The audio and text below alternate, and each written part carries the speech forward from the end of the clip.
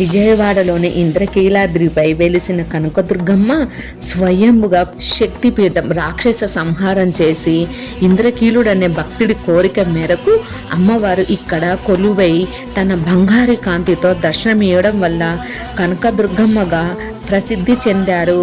ఇంద్రకీలుడనే ముని దుర్గాదేవిని తన తలపై నివసించమని మరియు రాక్షసుల నుండి ప్రజలను రక్షించమని కోరుతూ ఘోర తపస్సు చేశాడు. దుర్గాదేవి ఆ కోరికను మన్నించి ఆ కొండపై కొలువై ఇంద్రకీలుడుపై తన నివాసాన్ని ఏర్పరచుకుంది. అందుకే ఇది ఇంద్రకీలాద్రిగా ప్రసిద్ధి చెందింది.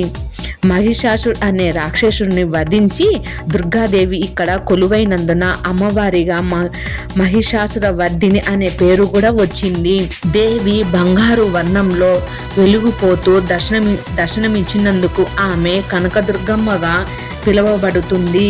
మహిషాసురుణ్ణి సంహరించిన దుర్గాదేవి ఇక్కడ సాధించినందున ఈ ప్రదేశానికి విజయవాడగా అని పేరు వచ్చింది.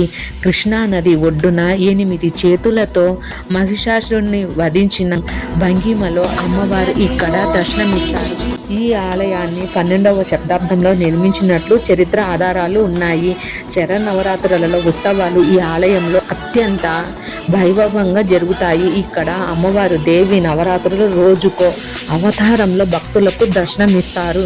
దుర్గమాల ధరించిన భక్తులు 41 రోజులు పూజల అనంతరం కార్తీక మాసం రోజున అమ్మవారిని దర్శించుకొని ఇంద్రకీలాద్రిపై లేదా కృష్ణా నది తీరంలో మాలను విరమిస్తారు. శ్రీమాత్రే నమః. నమస్తే.